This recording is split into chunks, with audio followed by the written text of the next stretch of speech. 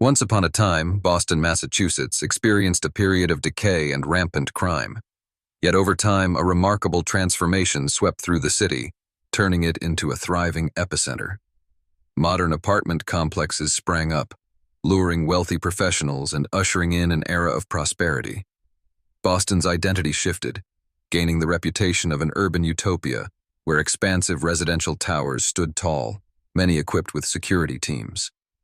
In 2017, however, a gruesome crime was uncovered in one of these penthouses, sending shockwaves throughout the city.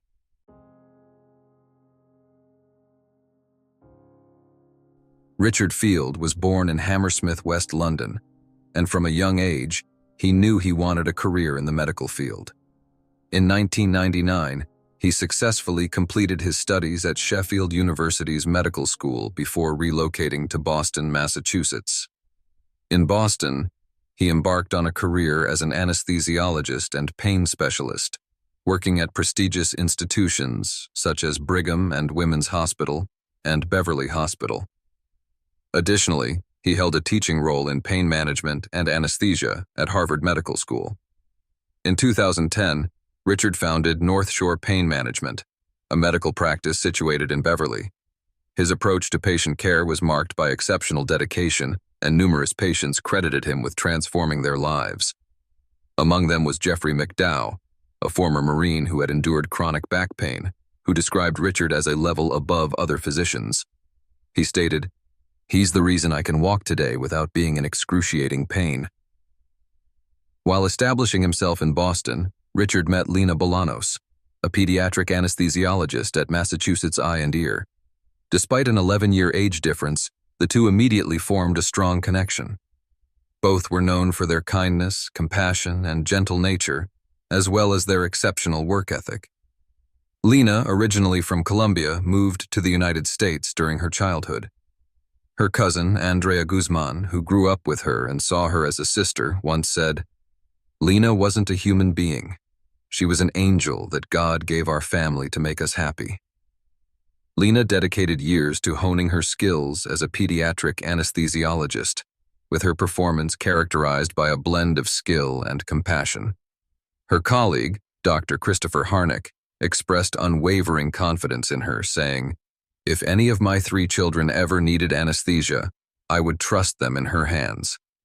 Though Richard and Lena didn't have children of their own, their nurturing nature extended to the children in their extended families, whom they embraced as if they were their own.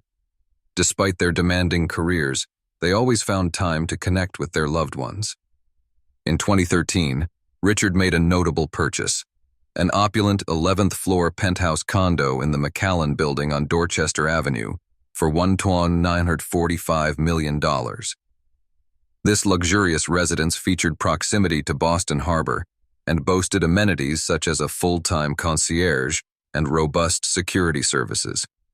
The couple had plans to marry in the near future. It was a quiet, cool evening in Boston on May 5, 2017. As the sun dipped below the horizon around 7:30 p.m., Matthias Heidenreich's phone lit up.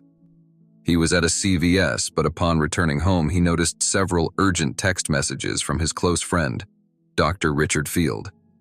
The first message read, "Call 111.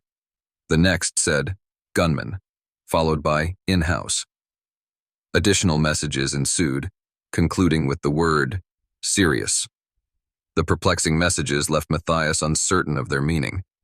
Upon rereading them, he deduced that "call 111" likely meant to call 911.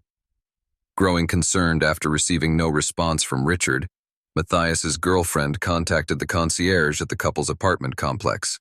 The concierge, alarmed, promptly called 911. Around the same time, Matthias also dialed 911 to report the disturbing messages. Shortly after 8:30 p.m., officers arrived at the apartment complex. As they ascended to the 11th floor, they encountered a set of keys and 2 parcels scattered in the hallway near the couple's condo. Officer Scott McIsaac described the scene, noting that the disarray could indicate a struggle. As they approached the entrance, firearms drawn, the officers knocked repeatedly, identifying themselves but receiving no response. Finally, they used the keys they'd found to unlock the door and entered the darkened condo. Inside, an individual dressed in dark attire and wearing gloves emerged. One of the officers shouted, "Get on the ground!" Officer McIsaac recalled that the man appeared to be holding something as if it were a firearm. When he raised his arms, the officer discharged his weapon and the man fell backward. The officers moved in to restrain him, and as he was cuffed, he muttered, "There's dead bodies. You're going to die. They killed my wife." He made a cryptic reference to a sniper and even cast a chilling smile toward the officers. The man, identified as 30-year-old Bampumim Teixeira, had sustained gunshot wounds to his hands, abdomen, and leg, none of which proved life-threatening. Under guard, he was escorted into the hallway. With the suspect secured, the SWAT team entered the condo to conduct a sweep. In the living room, the officers found a black backpack filled with Lena's jewelry and another bag containing 2 replica handguns, duct tape, a mask, pliers, scissors, a tactical knife, and more items belonging to Lena. This disturbing array suggested a planned burglary turned horrific. Blood smears stained the doorframe, foreshadowing the horror within. Richard's lifeless body was found face down, his hands cuffed behind his back, surrounded by a pool of blood. He had sustained severe wounds to his neck, including a deep slash to his carotid artery. This fatal wound caused him to bleed internally, filling his lungs within minutes. Nearby, the officers uncovered a chilling message scrawled on the wall, "He killed my wife." Above this ominous proclamation were photos of Richard and Lena's happy moments. One image of Richard bore an X over his face, accompanied by the word payback. As the officers continued their search, they found Lena in the bedroom. She lay lifeless, her hands bound behind her back, surrounded by blood. Her neck bore 24 sharp injuries, including stabs and cuts, with a deep wound to her jugular vein proving the most fatal. The scene was brutal, a testament to the unimaginable violence they both endured. With the apartment secured, officers arranged for the transport of Lena and Richard's bodies to the medical examiner's office. Meanwhile, detectives grappled with a new figure in the investigation, an individual found within the apartment. This man was promptly identified as 30-year-old Bampumim Teixeira. He was transported to Tufts Medical Center for treatment of his gunshot wounds, as the double murder investigation quickly got underway. Teixeira hailed from Guinea-Bissau, a modest and economically challenged nation on Africa's western coast. In the United States, he was already known to law enforcement. In September, he had pleaded guilty to robbing a bank on Summer Street in downtown Crossing, not once, but twice. The first instance occurred on August 28, 2014, and the second nearly 2 years later, on June 30, 2016. In both cases, Teixeira entered the bank, brandishing a note demanding money from the teller. A plea agreement between the defense and prosecution resulted in a 1-year prison sentence. Remarkably, had his sentence been just a single day longer, deportation would likely have awaited him upon release. Following 9 months of incarceration, Teixeira was freed on April 14, 2017, less than a month before the tragic deaths of Richard Field and Lena Bolanos. Approximately 2 weeks after his arrest, Teixeira made a gesture toward reconciliation, reaching out to apologize for his previous bank robberies to his former girlfriend. During this conversation, he reportedly told her, "I'm not a good person." The medical community was horrified by the murders of Richard and Lena. John Fernandez, president and CEO of Massachusetts Eye and Ear, paid tribute to them, stating, "Dr. Bolanos was an outstanding pediatric anesthesiologist and a wonderful colleague in the prime of both her career and life. We will do all we can to support their families and our staff members here processing this senseless tragedy and grieving an enormous loss."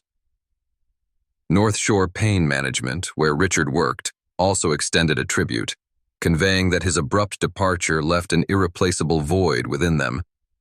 They extended their sympathy to his circle of friends and family. What added to the community's astonishment was the detective's assertion that Richard and Lena had known their killer in some capacity. Boston Police Commissioner William Evans commented, "If someone would come here and go up to the 11th floor of a penthouse, we've got to believe there was some type of knowledge of each other." As detectives assembled the details of the crime, they began investigating how Teixeira had gained access to the building. The apartment complex reportedly maintained high security according to residents.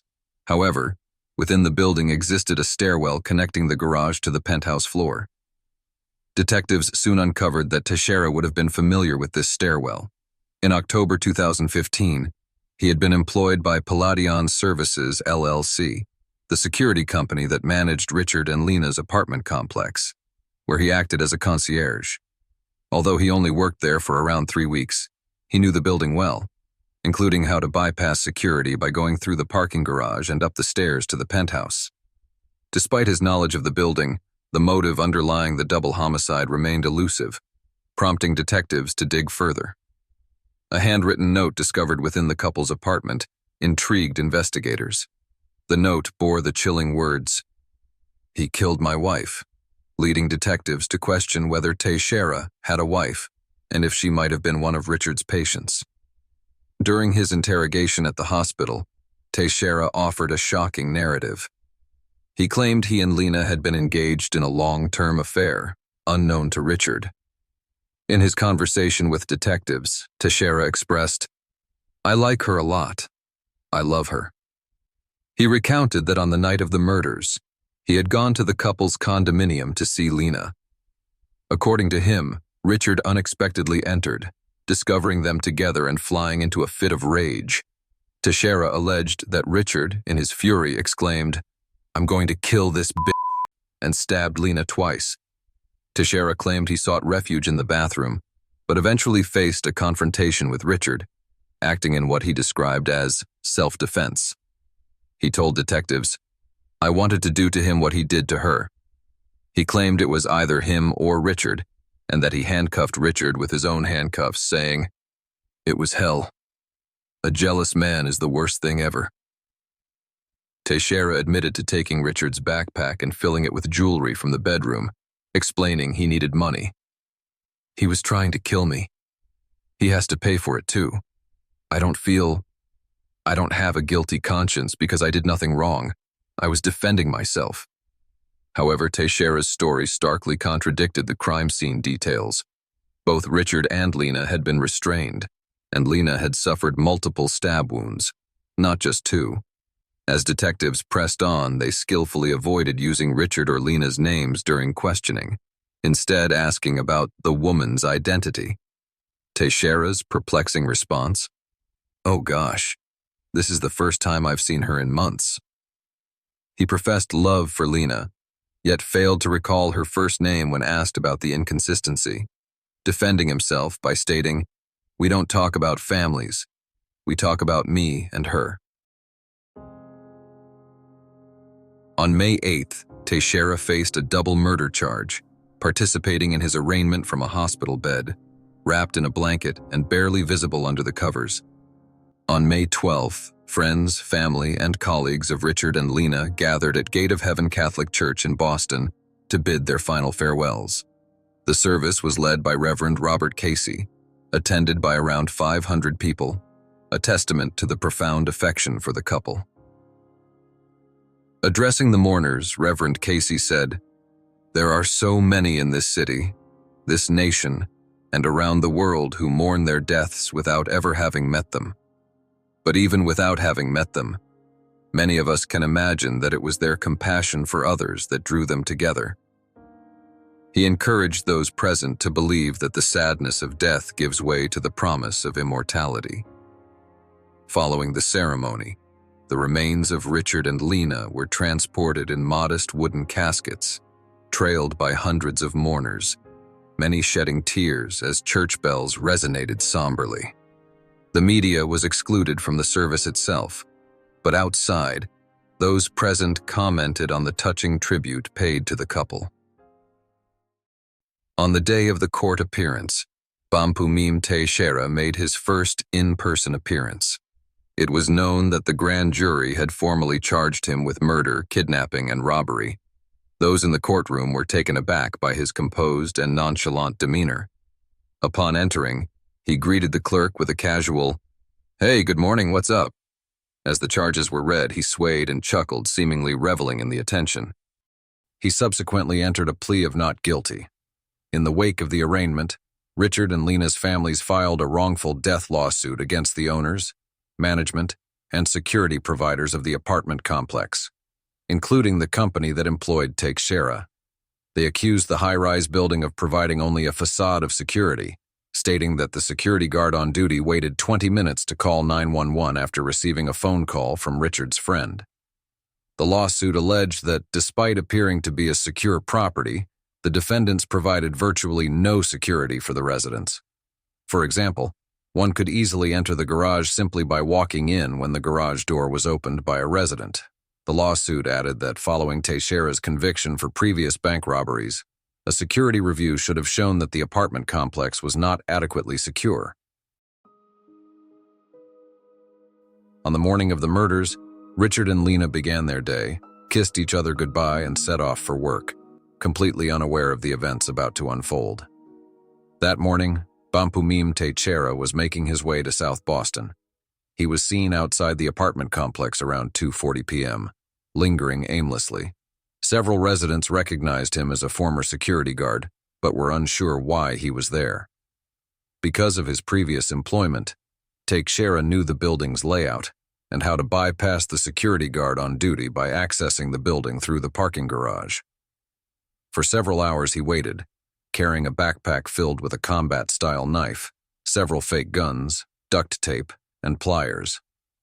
Around 4 p.m., he seized an opportunity to enter when a resident opened the parking garage door.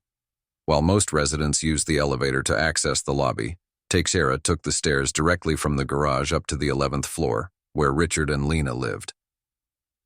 That evening, around 5 p.m., Lena texted Richard, "On my way home, I was at the conference." Sometime later, she arrived at the apartment complex alone. By this time, Teixeira was already inside the condo, stuffing jewelry into his backpack. Lena signed for 2 packages at the concierge desk, before heading up to the 11th floor. As she unlocked the door to her home, Teixeira was waiting. He ambushed her, causing her to drop her keys outside. Brandishing a fake gun, he ordered her inside. Frozen with fear, Lena had no way of knowing the gun was fake. Teixeira grabbed her, duct-taped her hands behind her back, and led her into the bedroom.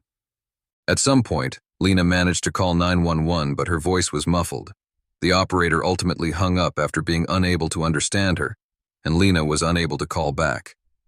Around 6:31 p.m., Richard called her, but she didn't answer. He arrived home a short time later, took the elevator upstairs, and noticed Lena's keys on the floor outside the door. Upon entering, he encountered Teixeira. It's unclear if Lena was already dead or restrained in the bedroom. During the struggle, Richard managed to grab his phone and attempted to call 911 5 times between 7:06 and 7:45 p.m., but 4 of those calls didn't connect. When one finally did, Richard remained silent, presumably because Teixeira was in the room. He then texted a friend, urging him to call 911. Between 6 o'clock and 6:30 p.m., both Richard and Lena were killed. Teixeira seemed to keep them alive for some time, which allowed for the series of messages and calls.